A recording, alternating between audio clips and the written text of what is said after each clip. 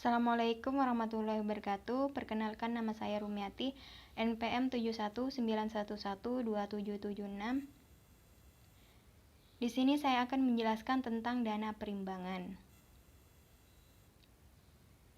Definisi dari dana perimbangan itu merupakan sumber pendapatan daerah yang berasal dari APBN untuk mendukung pelaksanaan kewenangan pemerintah daerah dalam mencapai tujuan pemberian otonomi kepada daerah, yaitu terutama peningkatan pelayanan dan kesejahteraan masyarakat yang semakin baik menurut Widjatja 2002. Ada 3 pembagian dana perimbangan. Yang pertama, sumber daya manusia atau SDA.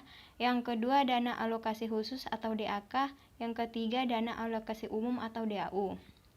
Yang dimaksud dengan sumber daya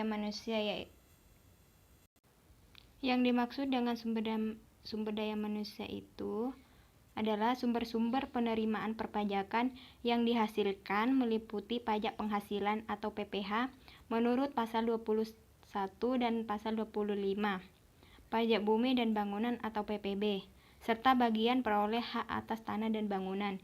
Yang kedua, dana alokasi khusus atau DAK. Dana yang berasal dari APBN yang dialokasikan kepada daerah untuk membantu membiayai kebutuhan khusus, termasuk yang berasal dari dana reboisasi.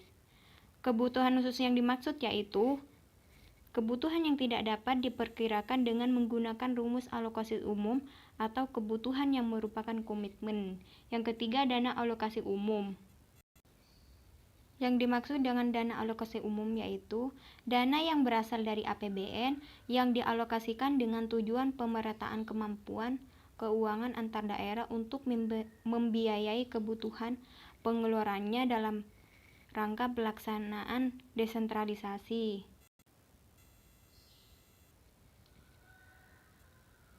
Dan pengeluaran pemerintah. Apa itu pengeluaran pemerintah? Pengeluaran pemerintah merupakan kebijakan pemerintah, biaya yang harus dikeluarkan oleh pemerintah untuk melaksanakan kebijakan, menetapkan suatu kebijakan untuk membeli barang dan jasa.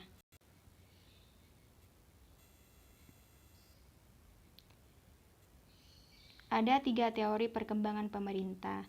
Yang pertama, teori Rostow. Teori Rostow ini menjelaskan model perkembangan pengeluaran pemerintah dengan tahap pembangunan. Yang kedua, teori Wagner.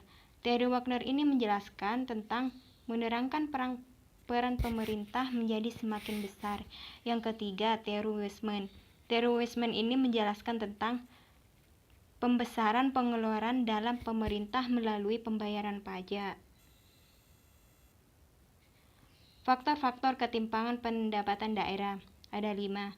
Yang pertama, perbedaan kandungan sumber daya alam. Yang kedua, perbedaan kondisi geografis. Yang ketiga, kurang lancarnya mobilitas barang dan jasa.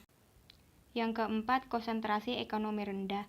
Dan yang kelima, alokasi dana pembangunan antar daerah.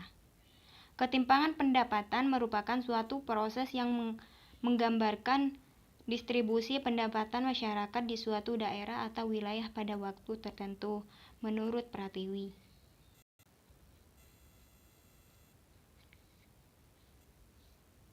Jumlah penduduk. Jumlah penduduk merupakan bagian penting dalam kegiatan ekonomi dalam usaha untuk membangun suatu perekonomian.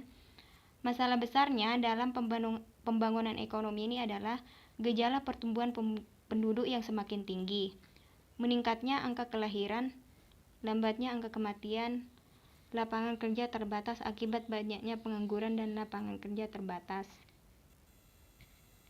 Sekian, terima kasih, semoga bermanfaat. Assalamualaikum warahmatullahi wabarakatuh.